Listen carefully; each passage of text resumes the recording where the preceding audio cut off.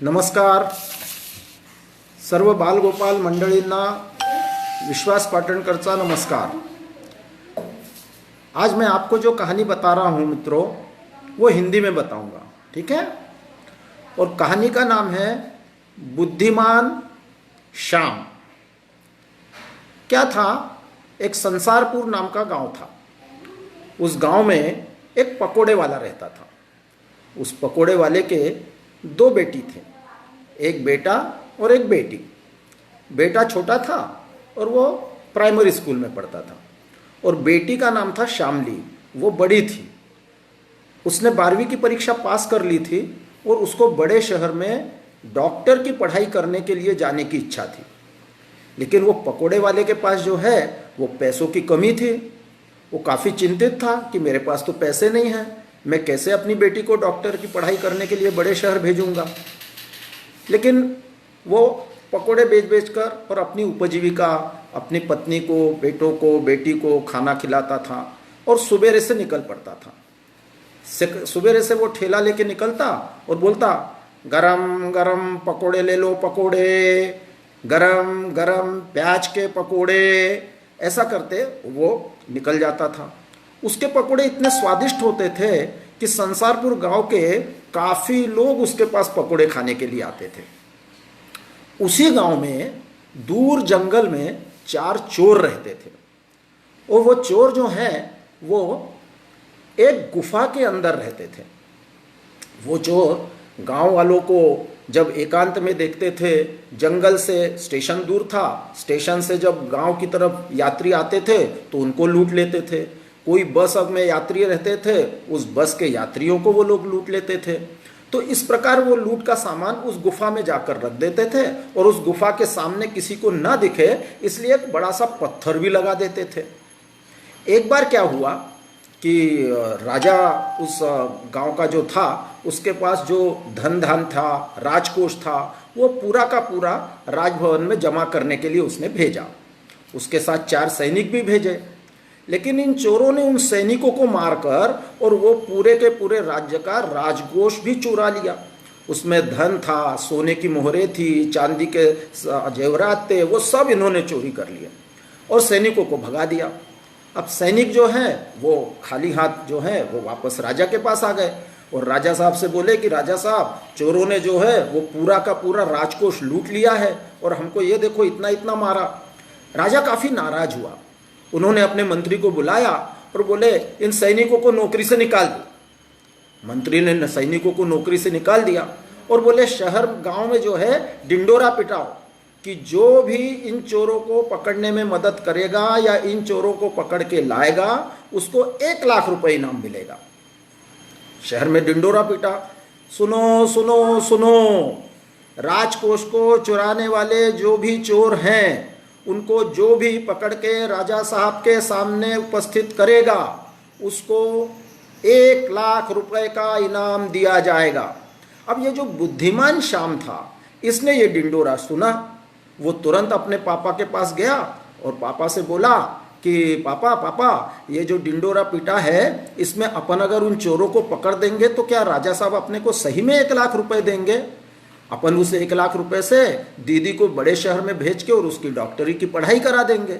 उसके पापा बोले कि बेटा, जो चोर को राजा ही नहीं पकड़ पाए उनको अपन क्या पकड़ पाएंगे, ये तुम दोबारा ऐसा कभी सोचना भी मत। उसको समझा के उनने शांत कर दिया। अब एक बार क्या हुआ कि ये जो बुद्धिमान श्याम था ये गांव से घूमते घूमते घूमते घूमते जंगल की तरफ चला गया। अब ये जो चोर पकोड़े खाने के लिए उसके ठेले पे आते थे तो कभी कभी कागज में पकोड़े पैकेट बनाकर भी ले जाते थे। तो जब वो शामू उस जंगल की तरफ घूमने जा रहा था तो उसको रास्ते में एक कागज मिला। उसने वो कागज उठा के देखा तो उसने सोचा कि अरे, ये तो वही कागज है जिसमें अपन लोगों को पकोड़े बना कर देते थे, तो ये पकोड़े यहाँ तक कौन लेके आया? ऐसा सोचते हुए वो थोड़ा सा फिर आगे बढ़ा तो उसको फिर एक कागज मिला। उसने फिर वो कागज उठाया, देखा तो अरे, ये तो वही कागज है जिसमें अपन पकोड़े देते थे। ऐसा करते करते उसको चौथा जो कागज मिला वो एक गुफा के सामने मिला। तो इसको लगा कि ये जो पकोड़े अपन कागज में देते हैं ये यहाँ पर कौन आता है खाने के लिए। इतने में उसको दूर से वो 4 चोर दिखे और वो 4 चोर जो है वो देखते ही से वो छुप गया एक झाड़ के पीछे। अब ये 4 चोर जो हैं वो कहीं से तो भी लूट का सामान लेकर आते हुए उसने छुपे हुए देखा और देखा कि वो चोर जो हैं उस गुफा का पत्थर हटाकर और उसमें वो चोरी का सामान रख रहे हैं। ये समझ गया कि यही वो संसारपुर के 4 चोर हैं जिन्होंने राजकोष भी लूटा होगा। अब ये अपने पिताजी के पकोड़े के ठेले पे वापस आया। अब ये चोर जो हैं ये चोरी वगैरह करने के बाद गांव वालों के साथ में मिल जाते थे और वेश बदलकर ये भी पकोड़े खाने आते थे। इसने उन चोरों को पहचान लिया। ये जो हैं ये दूसरे दिन अपना वेश बदलकर और पकोड़े खाने के लिए आ गए। पकोड़े खाने के लिए आ गए तो इसने जो है वो उनके कागज में जो पकोड़े दिए उसमें नींद की गोली डाल दी ऊपर से पीस के। अब इन्होंने वो पकोड़े लिए और अपने उस गुफा के पास चोर चले गए। वहाँ पर इन्होंने वो पकोड़े खाए और पकोड़े खाने के बाद नींद का पाउडर उस पर डालने के कारण वो वहाँ पर ढेर हो गए सो के। अब इस बुद्धिमान श्याम ने क्या किया, राजा साहब के पास गया और राजा साहब से बोला, राजा साहब चोरों को हमने पकड़ लिया है, आप विश्वास करें या ना करें लेकिन उनका ठिकाना हमको मालूम है वो कहाँ मिलेंगे। अब राजा साहब को लगा कि ये इतना सा लड़का श्याम ये क्या चोरों को पकड़ेगा। उन्होंने कहा, अरे तुम कुछ भी झूठ बोल रहे हो, तुम्हारे ऊपर हमें कोई विश्वास नहीं है। बोले नहीं, आप हमारे ऊपर विश्वास करिए, आप हमारे साथ चलिए, सैनिकों को भेजिए, मैं उनकी जगह बताता हूँ। अब सैनिक और राजा साहब जो है वो बुद्धिमान श्याम के साथ जो है वो निकले। श्याम जो है वो जंगल के रास्ते से उनको उस गुफा के वहाँ ले गया। उसने सब देख लिया था कि वहाँ पर कहाँ पत्थर लगाते हैं, कैसा हटाते हैं। उन्होंने उन सैनिकों से बोला इस पत्थर को हटाओ। जैसे उस पत्थर को हटाया और राजा साहब, सैनिक और वो बुद्धिमान श्याम और उसके पिताजी पकोड़े वाले वो चारों जन जब उस गुफा में गए तो देखा वहाँ पर चारों सैनिक जो है वो लेटे हुए मतलब सोए हुए हैं। अब उनको नींद की गोली की पाउडर डालने से उनको नींद आ गई, वो कुंभकर्ण जैसे सोए हुए थे। और देखा तो वहाँ पर राजकोष की पूरी पेटियाँ, पूरे जवाहरात, पूरे सोने की मोहरें और भी लोगों से, यात्रियों से जो सामान उन्होंने चुराया था, लूटा था, वो पूरा का पूरा सामान उस गुफा में पड़ा हुआ था। तुरंत राजा ने सैनिकों को आदेश किया कि इन चोरों को गिरफ्तार करो। उन चोरों को लेकर और राजसभा में आए। राजसभा में आने के बाद उनको दंड दिया। क्या दंड दिया? उनको जो है वो कड़ी सजा देते हुए चारों चोरों को जेल में डाल दिया।